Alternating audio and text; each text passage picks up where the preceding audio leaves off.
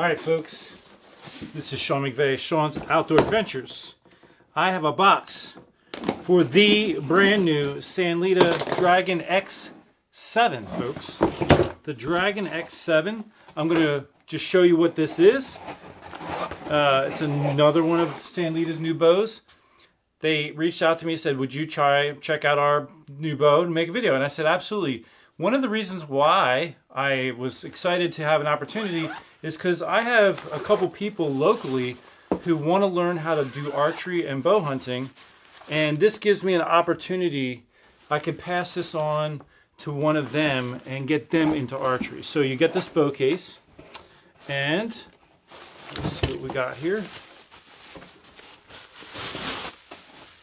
All right, we've got, so it comes with a peep sight, and the rubber tube that you see here is so no matter what the draw length or the orientation of the string, it's going to pull it around to be in alignment with your eye, which is good for an entry-level bow, because a lot of times you're setting these up for someone young, you're changing the draw length, and even the twist and orientation of the string could put the peep sight facing to the side. Like even right now, so it's currently facing the camera. If I was to move this, which I can slide it down in the string, now look, it's facing to the side there. And when this bow gets pulled back, that rubber tubing will pull it into alignment. Now it does come with arrows. Let me take an arrow out. So you never want to draw a bow back unless there's an arrow knocked on the string and it's pointed at a target. And I have a target right over here. Actually, I have multiple targets sitting right over here. So I just want to show you this for an example. So right here, right now the peep sight is facing the exact opposite way it's supposed to. And you could probably see that rubber tubing pulled it and it came right around. And you'll be able to look right through that peep sight no matter what orientation it starts with, which is great, especially for beginners. So we have an aluminum riser. So the riser itself is good. I can tell it looks like it's probably a little shorter than the Dragon X8 and the Dragon X9, and the limbs are not as parallel. So those would be some differences. The cam is also I think a little bit different. And for the cam adjustments, you have all your draw lengths on here, and then there's 2 screws to loosen and rotate. So you'll have 1/2 inch increments. So it goes all the way to 31-inch draw length from 17 to 31. So a great range of adjustability, and you'll be able to do it in 1/2 inch increments. So like if you're a 29.5 inch draw length, you will be able to set that at your draw length. And as far as arrows go, it looks like about 12 arrows in here. So you got plenty of arrows with practice tips installed. Does come with a quiver. Now, out of the box, there's 2 rubber capture points here, and the other one's pushed all the way up into the head of the quiver. I'm going to just go ahead and slide that. Actually, I'm going to slide this down just to move it down out of the way a little bit, and then I'm going to slide this down. These screws are probably for the sight and maybe even the quiver. Just put this down here for a second. What else is in the box? Okay, it looks like stabilizer and wrist sling, and all the Allen wrenches you need to do all the adjustments on the bow. There's also an arrow puller, so you can put that on the arrow and grab and pull it out of the target. When it's in there, there is a mechanical release. And a bow stand. These are nice to have. For the arrow rest, we have what I refer to these as the hostage style rest. So there's 3 capture points. Your arrow is going to pop down in there. Your odd color fletch will face straight up, and we'll mount that to the bow. And the adjustment Allen wrench and mounting Allen wrench and bolt are in the bag with that. And then for your sight, what do we got for a sight here? 1, 2, 3, 4, 5 pin sight with windage up and down and right left adjustment. And there is a level. There is a sight light. I'm going to turn it on and just show you that it's not going to work right now because when they ship these, there is a plastic disc in there that prevents the batteries from making contact. So there we go. So I had to use a pen. I just pushed the pen down in and popped that plastic disc loose. And there's the light on there. And that lights up your pins. And you always, if you're ever going to use the light, you want to make sure it's off. Otherwise, you'll wear those batteries out. All right, so let's go ahead and get this thing assembled. So the mounting screws for the sight have a flat back on them. I'll show you here. So this side of it's flat, and that is so that when it's in the sight here, the quiver can be mounted over there and flush to the side of the sight. Now you have 2 sets of holes that those screws can go into. I prefer to put it in the backmost hole because that puts the sight a little bit farther away from your eye during the aiming process, and usually that helps it be a little bit more visible in the peep sight. Okay, so for the quiver, the mounting bracket piece for the quiver is on here, so you got to kind of pop it loose. There we go. Now, when you mount this to the bow, you want the vertical facing slot to face upward so that your quiver comes down into it and then locks into place. The reason for that is if that vertical one is facing down, if that top one comes loose, it's just going to slide right out. If that vertical facing one is facing up, if the bottom one kicks out, it's not going to automatically fall to the ground because it still is sitting down in that trough there.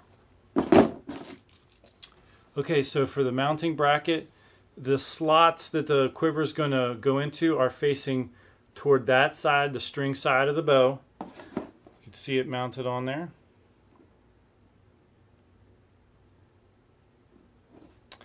And so this is going to slide into the top and then swing into place like that.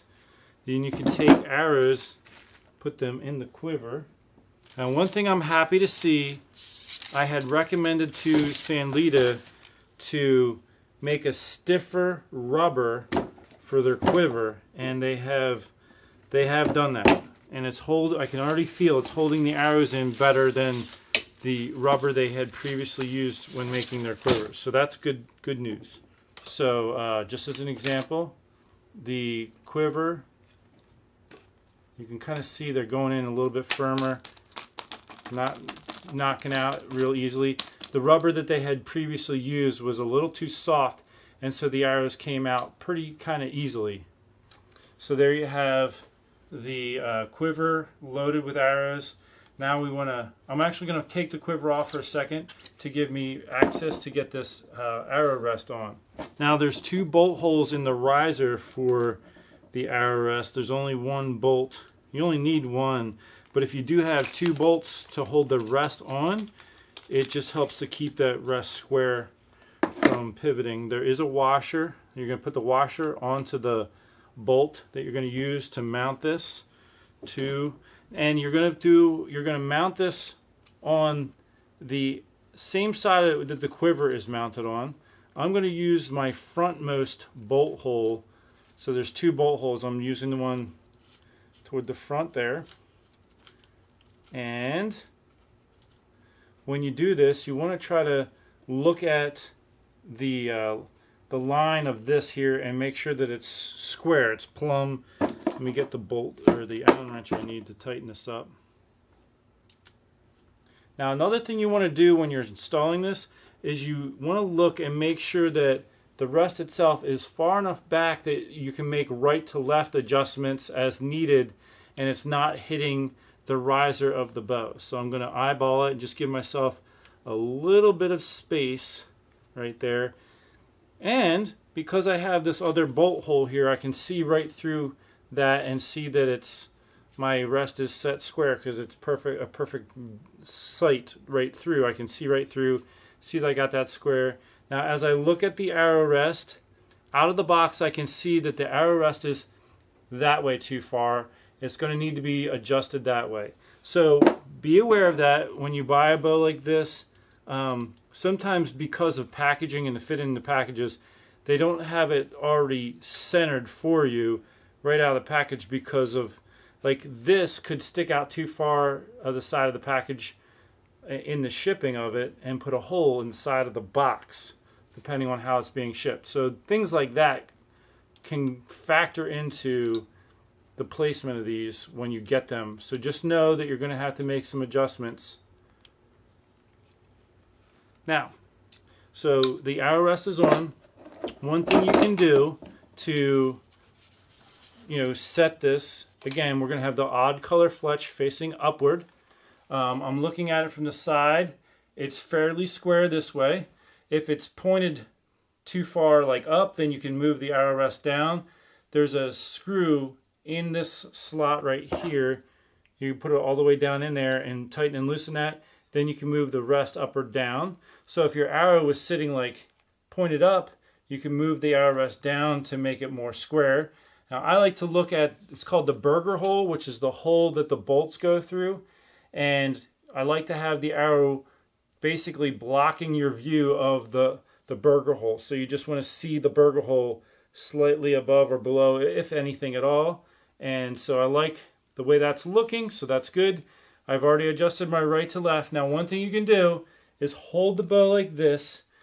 So this is the limb bolt right here. You look straight down to the other limb bolt and you want to see, is the arrow pointing right through the center of those limb bolts that I'm looking at, or is it to one side or the other? And I can see that the arrow is a little too far pointed that way, so I need to move the arrow rest back out a hair. And this is just, we call this eyeballing it. And this is just to get you kind of close, and then you can do some more fine tuning later on.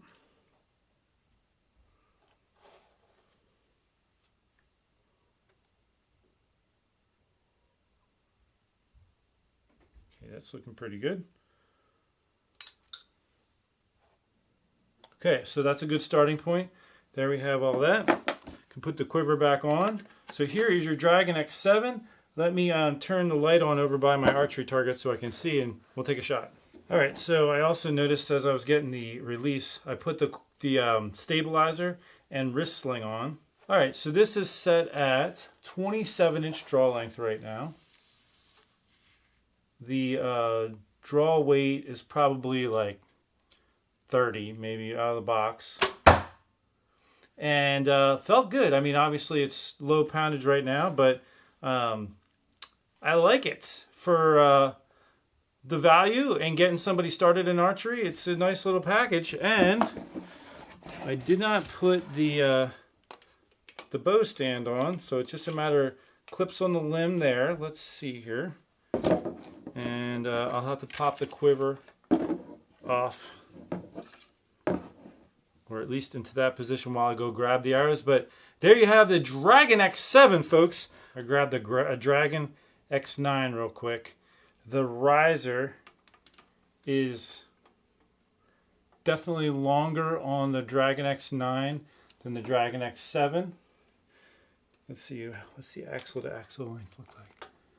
Axle to axle length is similar. Now the Dragon X9 is cranked up in draw weight to probably about 65. So you can tell the limbs look a lot more loaded. But I can also see, looking at the limbs of the Dragon X9, they're thicker than the Dragon X7. So there might be some, better materials or different materials in there than the Dragon X7. And you can see the body of the riser is quite different between the 9 and the 7. The cam, even the orientation of the cam, you can see is quite a bit different. So there are definitely some differences between the Dragon X7 and the Dragon X9. I'll provide a link in the description section if you would like to check one of these out and possibly get one. I do believe that it's a great little package deal for someone getting into archery and hunting. You can hunt with this. It'll go up to 70-pound pool. Let me verify that on this thing here. Yes, all the way up to 70-pound pool. So 17-inch draw to 31, 70 pounds. You could definitely hunt. Just be aware that with this style of module, your peak weight will go down as the draw length goes down. So if you're shooting at 26-inch draw length and you have the limb bolts tightened all the way in, it's not going to give you 70 pounds. It's going to be somewhere around, let's say, 63 pounds or something like that. So the lower you go in draw length, the lower your maximum draw weight is going to be. It goes into the way these are designed in order to achieve that long draw length range. It's simply the geometry of it, or whatever the correct term is. That's one of the impacts of it, is it alters the maximum draw weight. So thank you so much for tuning in. I will provide links if you want to check this out further in the description. And God bless you. Take care.